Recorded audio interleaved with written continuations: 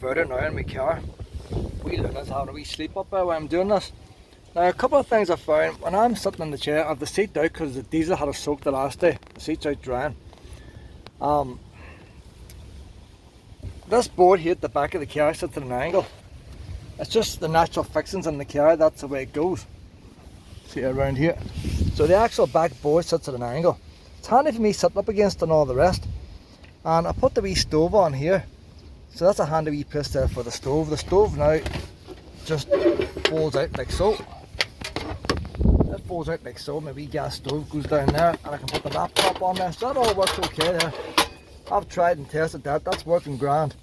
At night time, the stove will go up and I would pull this bed out here and that hooks on to there, and then the big cushion, the cushions normally they stay there, and I have one extra cushion that goes in here and Luna sleeps here at night. So I've adapted, I've changed this car a few times since I started sleeping in it, and I think until you're actually sleeping in it you don't know what you want. You need to see what works, what doesn't work. And the only thing with this here now, that rattles there like, so I've had it sticking out cloth on. I used a bungee cord to hold that. In the meantime, I was just sticking out cloth on. So I've got wee sticky pads.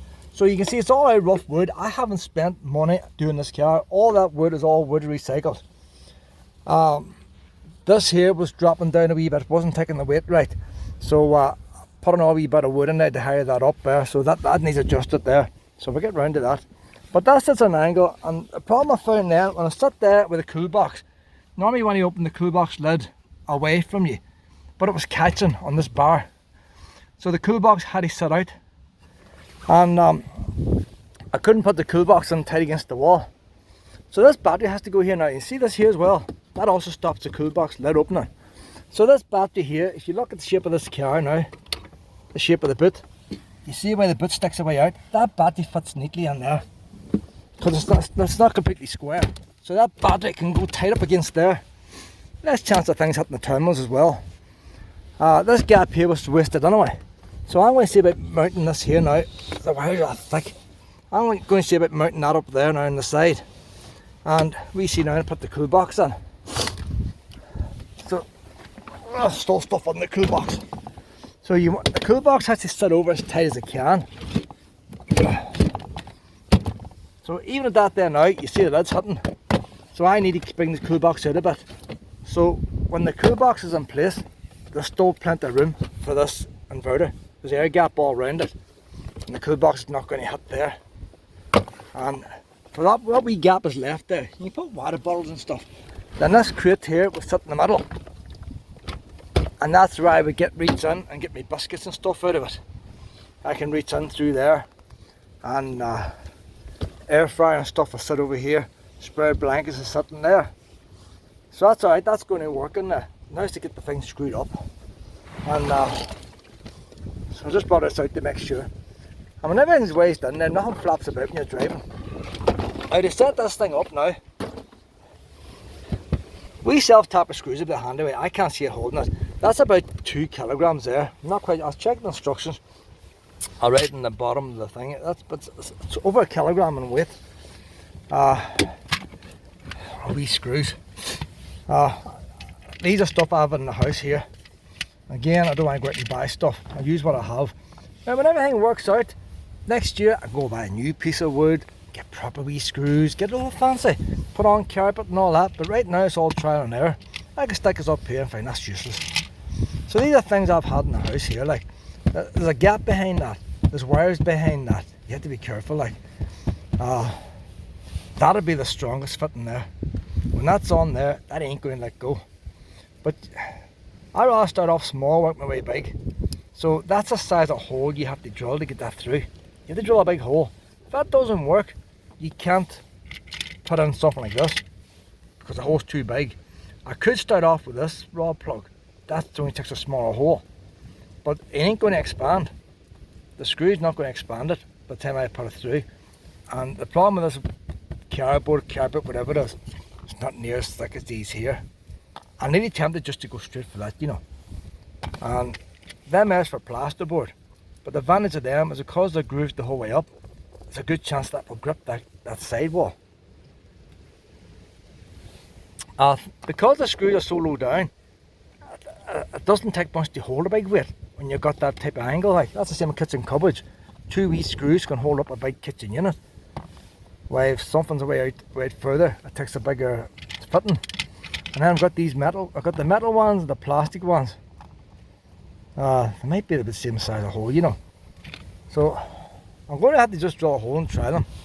But I might try these fittings here first. I think they're going to be the most hopeful. The plastic's slightly shorter, so and less chance of plastic scraping the metal on the other side should it hit. So I'm going to start off using these plastic ones. They take these big screws. Them big screws go into them, which is ideal for this fitting here. It's just, it can't take any bigger screw than that. That's the biggest screw it'll take.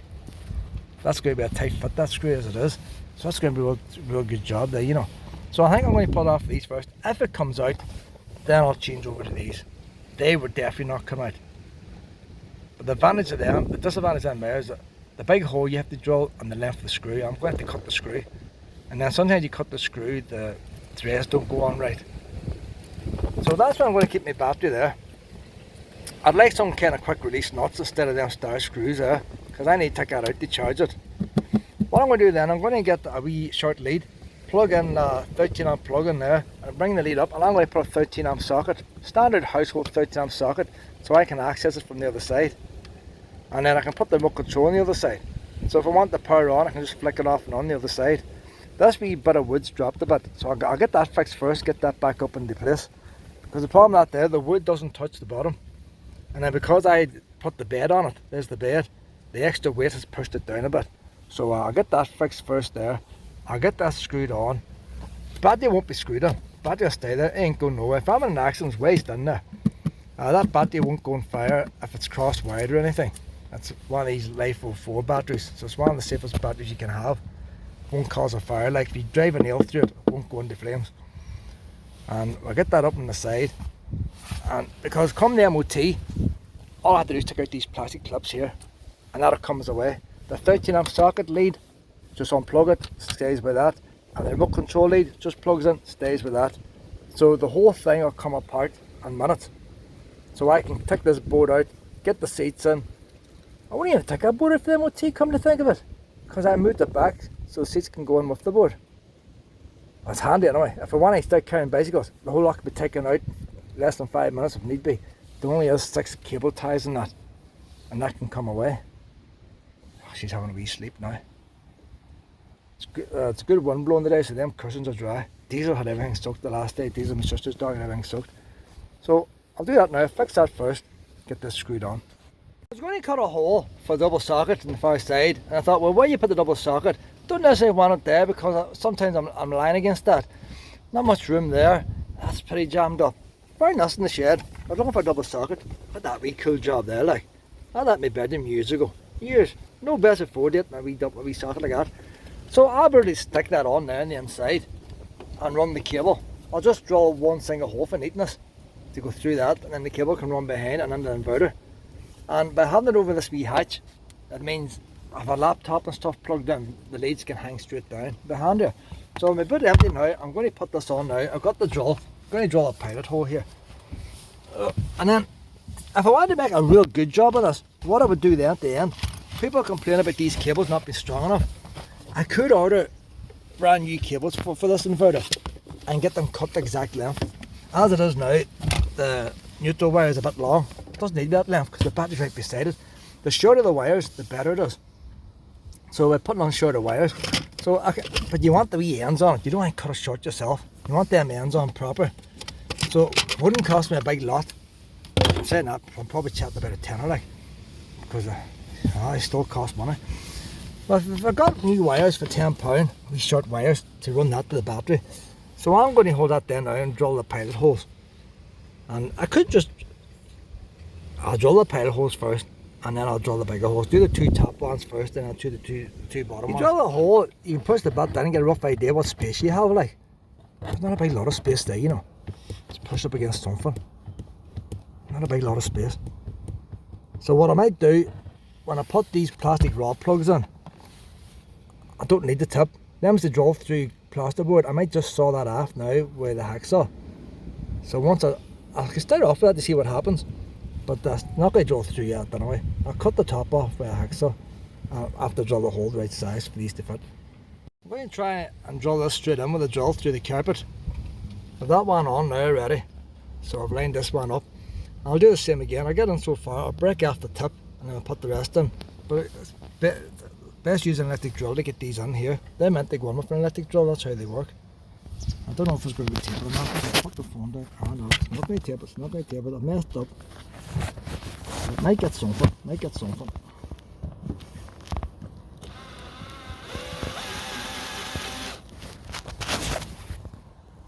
Get the idea now, like.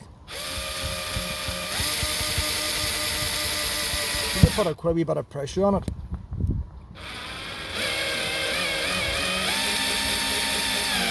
And then you get the idea, don't want to overdo it. Oh, that's a real nice tight fit there, you know. There's a good grip of them there, so there is. But say you don't want to overring them. Line that up then. Tighten the wee screw up by hand. And then I'll mark the bottom too. Then I'll have to screw this off where I drill the holes for the bottom two. So I think for the bottom two, what I'll do, I'll just put the screw straight through first. I'll start off with putting the screw in, and then I'll leave a wee mark. But that's strong enough there, like. That ain't going nowhere there. That is strong enough. The whole carpet and all bends. So you even get away with 2 screws, you know, but I might leave that back one there, do this front one, just stop the bumping a bit. Because there's more space, there's piles of space behind there. I know I'm not going to hit nothing. That there was pretty cramped, the space up there, and I know there's more wires down by the bottom. So we'll just put the last wee screw in there and that'll do us. So I'll just start off by putting the screw in by hand like this here. I'm going to use my 2 fingers now to move that there now, like. It's not quite through the carpet yet, push a bit harder. There now, through the carpet. Even that there, it'll probably hold it, you know, there's no weight in the bottom. The bottom is just to keep it steady, but it's pretty floppy, isn't it? I might just leave that like that, you know, because it's the top that takes the weight. And if it comes out, I've got them, I can stick them in. That's how it's screwed on now. Whenever you put the battery in now, so the battery won't hit that. Battery can't go in too close for this, so the two won't collide. I might put wee markers in that, just so boxes and all don't hit it. Wee felt pads, like them there. I'll put a couple of them on it, so when everything hits it doesn't hit the metal, keep it neat and tidy. But this battery has to come in and out all the time. It's not like a motorhome that gets charged for the engine. I had to take this into the house to charge it. So these wires are going to be off and on. So I want the wires, see where that bottom one goes down the ways. You don't want to have to put large kinks in the wires each time. So that goes on nicely like that. I brought the neutral wire up high and down round so it sits on top. So push it in now and see. That's how that live one needs to go into there now to get it tight. So there's a wee bit of playing around with. So the live one is about the right length, you know. That's about the right length you want. That's a nice angle now, like. There's a gap behind that battery where the wires can go. And that neutral one, I could do them with a neutral one less than half the length, you know. Like there's a wee short neutral one would be handy, you know. So I might get a wire made up for the neutral and make a neat job of it, like, because that neutral is a bit long there. You don't want to have to cram it on, you want to just sit on. So that's okay now in the meantime, like, but if we're going to order new wires, I'll see what size of wires you're supposed to have. If I went for twice the thickness of wires, do you get twice as thick? I don't know much about wires. I don't know how many gauges, what gauge is that wire. If it tells me in the manual, I can just order twice the gauge. And you see, I'm not going to get that on tight there with a screwdriver because of this wood's holding my hand out. I'm going to get a wee spanner in here. Right, let's tilt the battery forward. I can tilt the battery forward, like, but I just want to see what it is for ease of use and all that. Now, sometimes this will spark. Shouldn't spark now because I've had it off and on a couple of times today. But normally you join this up, it should spark.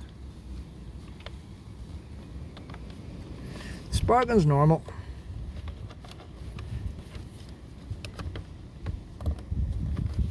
I always think with these wires here, I don't have to use 2 hands with this wire.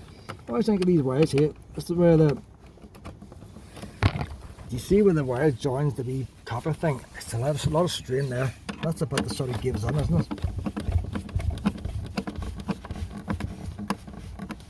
I would like hand nuts on there now, wing nuts. So I might see if I can get some kind of wing nuts for that instead of the bolts. So that's really tight there now. If I wanted, I could put a strap on there. You know, I just might put a strap on there, you know. Wouldn't be hard to fit a strap, like a caravan, you know. You know, my caravan's got a strap to go around. So as it is now, if you look at my boot now, if I was to go down a straight line, it ain't taking up that much room, you know. If I was to put in jerry cans now of diesel, I can still put jerry cans of diesel, which I do every now and again. I get 3 jerry cans full up with diesel. What I did forget about is the remote control. Do I bother cutting a hole out for the remote control? I think I might do, you know. But it's just a bit of sawdust, had to get the hoover out. But I've got the remote control, it'd be nice to just fit it, wouldn't it? And then the wee 13 amp socket. So I might just glue that on. I thought Velcro might be handy. A bit of Velcro. Now, easy to take off and on. You get a 13 amp socket plug on that as well. So we'll get that done now. I've that all done now. It's wired up and everything now, like so there's the socket. That'll put on there with a tie clip. So any spare wires I'm going to keep in the side. I want to keep all this free from wires. I'm putting on the remote control now. And I left me pack of tie clips down somewhere. I don't know where I left them. But I'll draw 4 wee holes there now. And the wee tie clips or cable ties, I'll hold that on perfect. I've drawn out a wee box there now. I'm going to cut that out and put that controller on there. It's pretty flat, like. A wee speaker on it. So I'll cut that out now with a jigsaw before I stick this on, because jigsaw won't get in then. And I'm going to plug my jigsaw into the inverter. So I need to start off with a hole for the jigsaw. Just drill a hole here.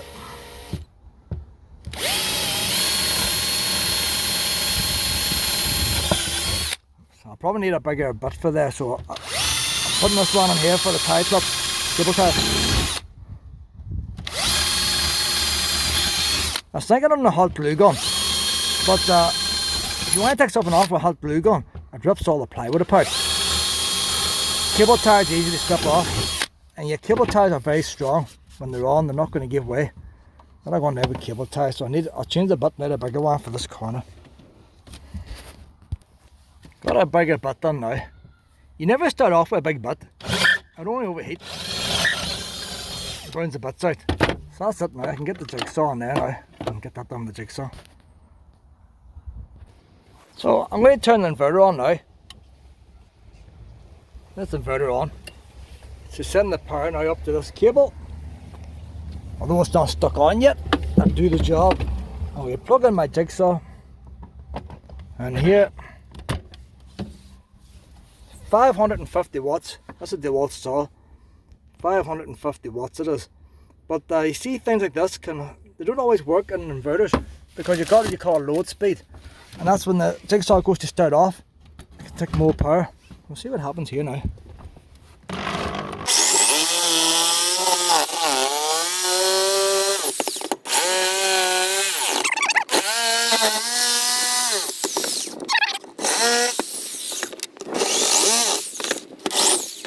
Might take another wee bit off there. It needs a wee bit off that side there.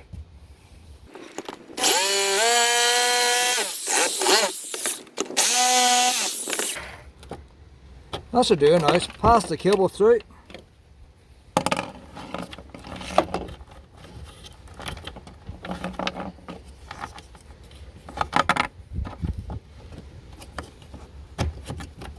Just a matter of screwing that on there now. A couple of wee screws.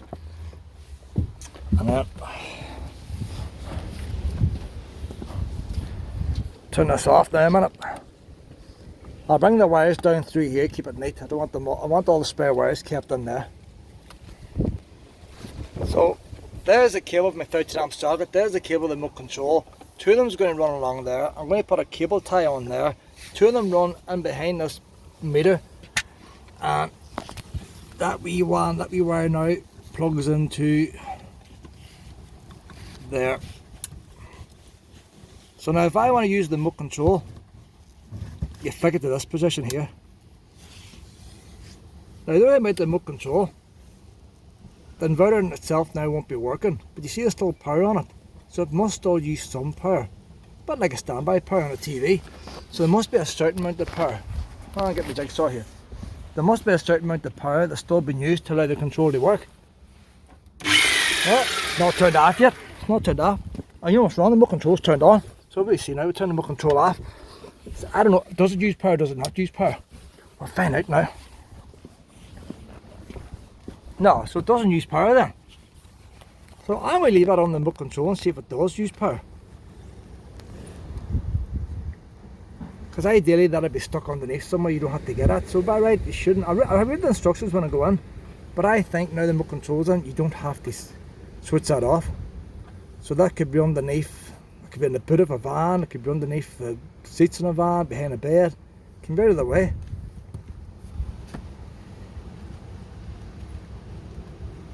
If you're putting that under a camper van, what you do then is, you know your mains hookup you have coming on the side. Your main hookup coming on the side, you run your wire, the main hookup into that. Then you'd run the first wire to like a 4-gang thing. And that 4-gang thing then can go to your sockets like I've done here. And if you want, you can put an RCD unit under it. And that's everything covered. It's a cheap way of wiring up a van instead of all these mini trips and all that. So I'll put a wee cable tie on here now. Make this nice and neat. There's the wee cable tie on now, and these spare wires now, that's the remote control spare wires. Don't know why it takes so many wires for remote control, you know. They're already folded up like that from the start, so I just want to put them, it's a big space in there, you see. I'll just poke them wires down in there. So, still room for plenty of air to get around once they're out of the way. I need 2 hands, but to poke the wires down in there in the bottom, pull the battery to even get it better. And I need to keep it messy. I'm going to have to get the hoover out now. That won't power hoover. Won't power my hoover anyway. But get these cable ties on now to get this socket in place.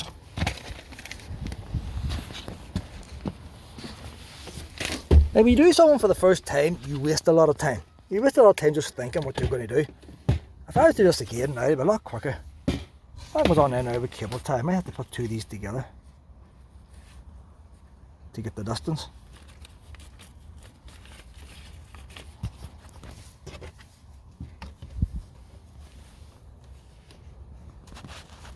Cable tie is too short, so if you get a cable tie that's too short, because the thing about a longer cable tie, they're going to be thicker, and there's times you don't want a thicker cable tie. If the cable tie is too short, just get 2 cable ties, join one onto the other, like so.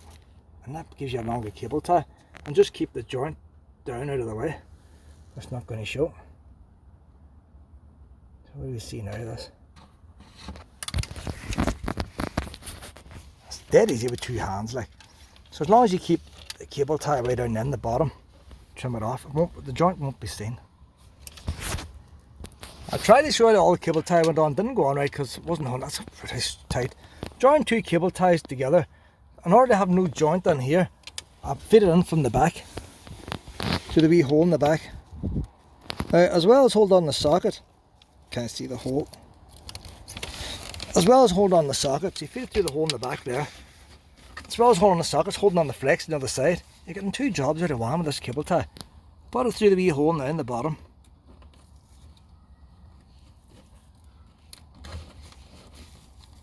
So it's nice and neat from the inside, just 2 wee cable ties. There's no way that socket's going anywhere.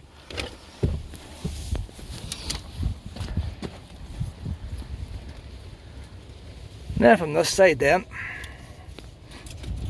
just put on the way you normally do.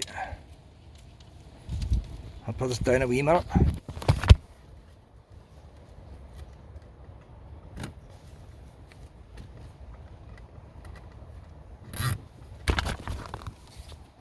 So that one is tight as it goes, that's the one holding the socket. And then you get this one on the top. Now, see, it's so fiddly with one hand, you know that?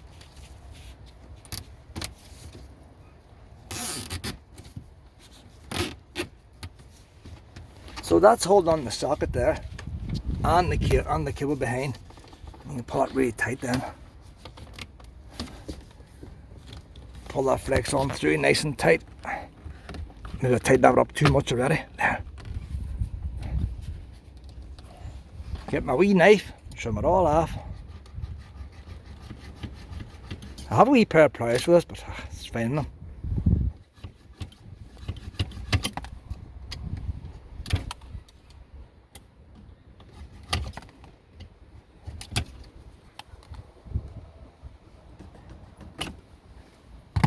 Do I cut my flex with that? That's pretty neat there. Now that's my 12-volt charging thing there. Keeping the boot, that's just a wee extension. So if I'm charging tablets and all, I usually put them in here out of the way so people don't see them in the boot. I can still do that.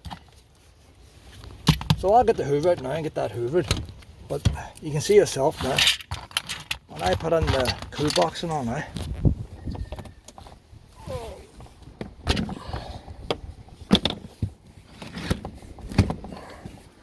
So I'll put a couple of wee spaces there now, because see where the lid has to miss. So if I can put a couple of wee spaces there, you know what I even do? Put the spaces on the cool box. And that's plenty of room for the flex, plenty of room for air. From the inside now, I need to get the cushions back on. I'll get that screwed on now. From the inside now, I can switch off and on the inverter here. And then I can plug in my chip pan into here and put on the wee table over here. And then when the chips is on, then I can reach down in here and get my beans and all out from the container it's in there. I'm getting well organised now. This is getting well organised. Aye. Luna is excited. Luna is overexcited. She loves DIY, you know. I've just finished now. This is the container I would normally use. The toilet fits in there. You wouldn't think it does. The toilet actually fits in there. And this container goes to the middle. So the container even go down a wee bit yet. And I'm going to put this sideways. So it still opens up. I can still get in from the inside. It's a great bit away from the inverter. It's the width of the battery. It's making the best of the use of the space. So roughly the space the battery's already taken up. That width, we'll keep that width the whole way down. And if you look how neat it is now, like, oh. There's my 13 amp sockets. The cables run along there. The remote control cables run along there. They're coming out. There's the cables plugged in there now. The extra spare cables hanging in the back. There's nothing lying loose on the floor. This is the only thing that's lying loose. That's for the 12-volt socket I use for up here. I keep that down there so if I'm charging tablets and stuff, they're not in view in case somebody ends up breaking into the car like. So I have to get my wee sticky pads. I'm not 100% sure where they are, but I'll get them. So that'll be quick and easy to put in there. And then from the inside,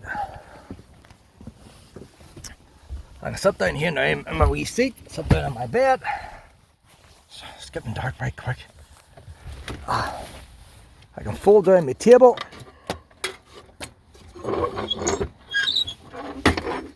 Fold down my wee table.